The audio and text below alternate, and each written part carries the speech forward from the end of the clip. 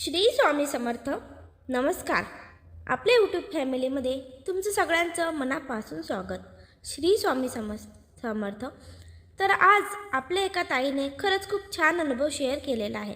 जीवनामध्ये खूप काही अडचणी असतात, खूप काही परेशानी असतात, पण जेव्हा आपण स्वामी भक्त असतो न खचून जाता जे काही आपल्यासमोर संकट आहे, अगदी स्वामींवर विश्वास ठेवून जे पण होईल स्वामींच्या इच्छेनेच होईल. आणि आपल्या आयुष्यामध्ये आता जे काही संकट आहे ते तात्पुरती आहे.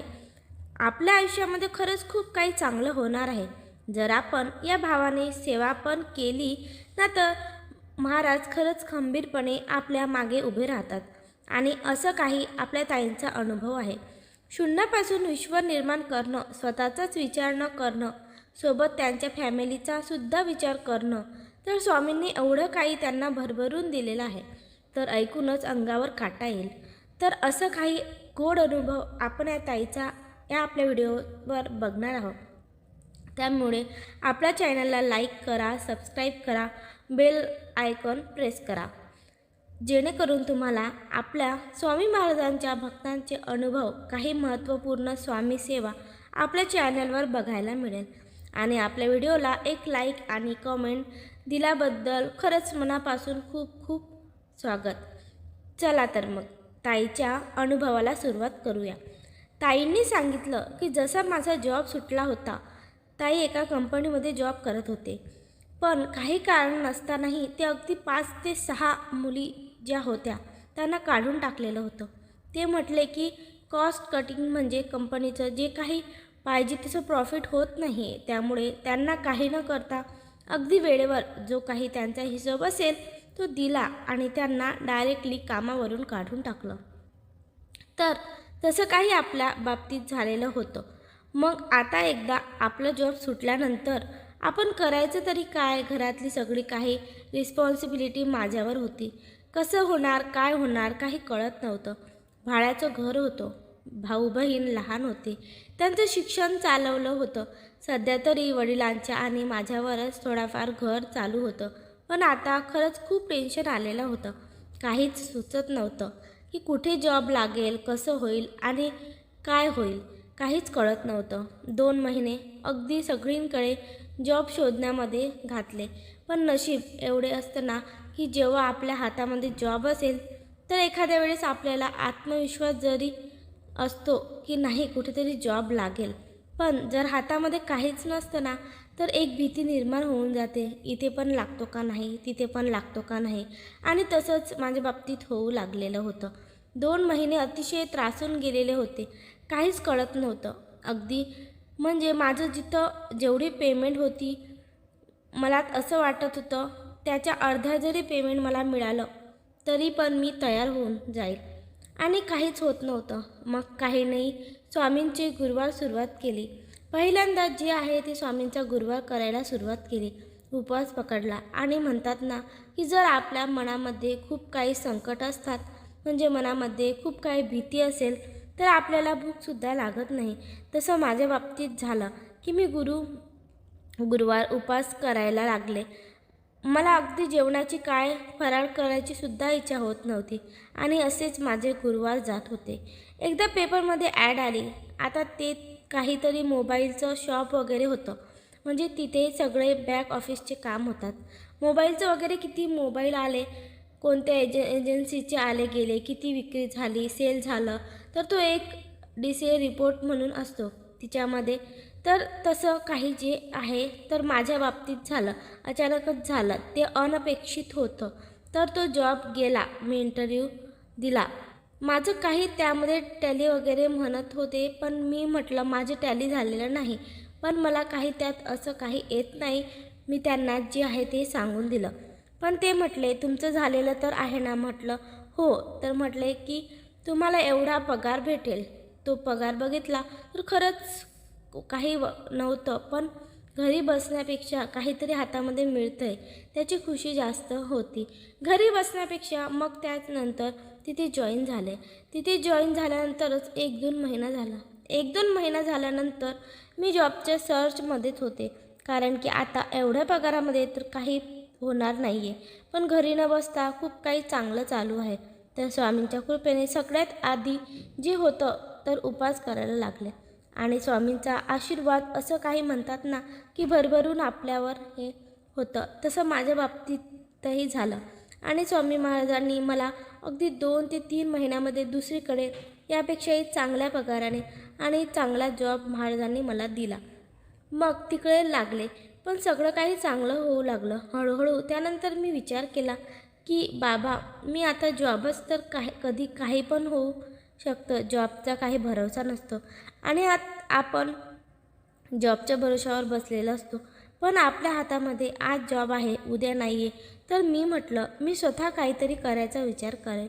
आणि तोच मी विचार केला. स्वतःचं काहीतरी असं जे आहे ते स्वतःचं छोटं मोठं का होईना पण व्यवसाय करेल. त्याच्यासोबत माझा 1-2 मैत्रिणीसुद्धा होत्या. त्यांच्या बाबतीत पण असंच घडत होतं. त्यांचे पण घरची जी फायनान्शियल कंडिशन होती, खरं सांगायला गेलं तर त्यांची पण परिस्थिती अगदी माझ्यासारखीच होती. पण काय करणार, मजबुरी आहे, काम तर करावंच लागेल. काम नाही केलं तर खाणार कुठून, अशी काही अवस्था झालेली होती. तर त्यांच्यामुळे मग आम्ही 2-3 मैत्रिणी मिळून जे आहे तर एक छोटासा बिझनेस चालू केला.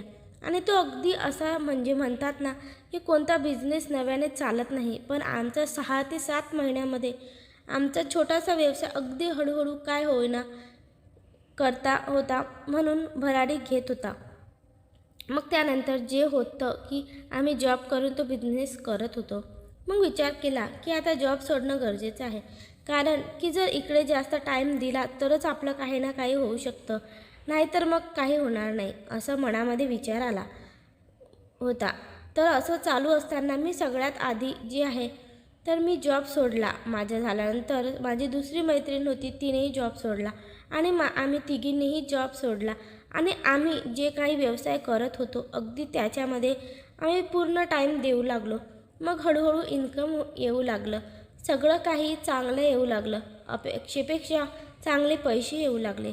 तर असं करता करता जे काही होतं ना, म्हणतात ना आपण संकटामध्ये असतो आणि आपल्याला सुचत नाही काही. पण खरं स्वामी महाराजाचं एक अशा असतात की त्यांना आपल्या भक्तांची काळजी सततच असते. थोडं देता, आधी सुरुवातीला थोडं देतात, पण जेव्हा आपण मेहनत करतो ना तर आपल्याला खरंच ते भरभरून देतात. हे देखील सत्यच आहे. आणि तेही माझ्या बाबतीत झालं. त्यानंतर माझ्या भावाचं शिक्षण पूर्ण झालं. तोही त्याच्या आयुष्यामध्ये जे आहे तर चांगले म्हणजे आता तो काही आपल्या असं वाटत नाही की बाबा त्यांच्या आता सध्या तो एज्युकेशन करतोय. तो पैसे कमवेल की नाही कमवेल, पण तोही त्याच्या पायावर उभा राहिला. तोही चांगली इन्कम करतो आहे. बहीण होती तर तिचंही एक कॉलेजमध्ये ती आता लेक्चरर म्हणून लागलेली आहे. त्यानंतर जे काही घरातलं सगळं होतं ते चांगलं झालं. मग त्यानंतर आम्ही आमचा स्वतःचा घराचा विचार खूप दिवसापासून करत होतो. मनातून इच्छा होती की छोटं का होईना आमचं स्वतःचं घर पाहिजे होतं आम्हाला. तर स्वामी महाराजांनी ती देखील इच्छा पूर्ण केली.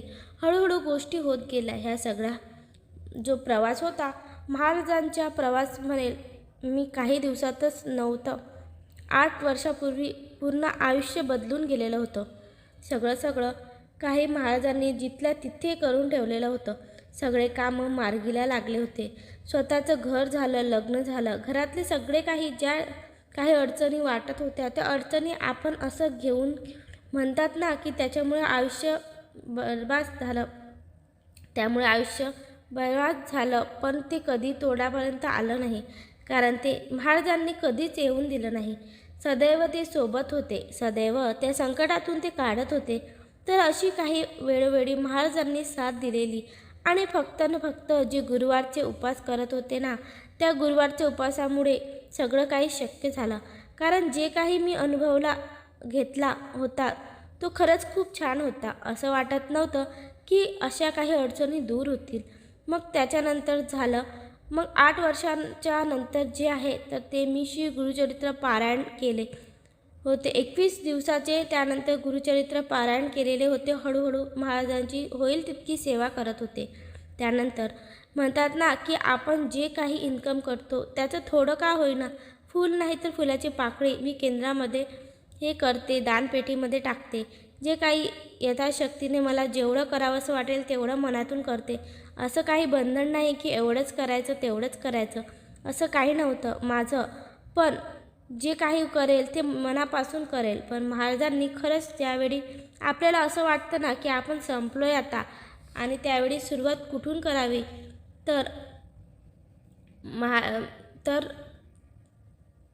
स्वामी महाराज आपल्या भक्तांना सुचवतात की सुरुवात कुठून करायची असते. मी म्हटलं, मी 2 महिने घरी राहिले, पण मला खरं खूप टेन्शन आलेलं होतं.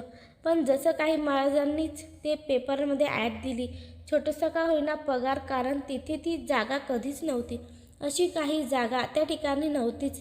पण त्यांनी ठरवलं की लोड येतोय एकाच मॅडमवर, तिला कोणी ना कोणी पाहिजे. तेव्हा ते जे काय आहे ते स्वामी महाराज जे काही चमत्कार झालेले ते खरंच महाराजांनीच घडवून आणलेले.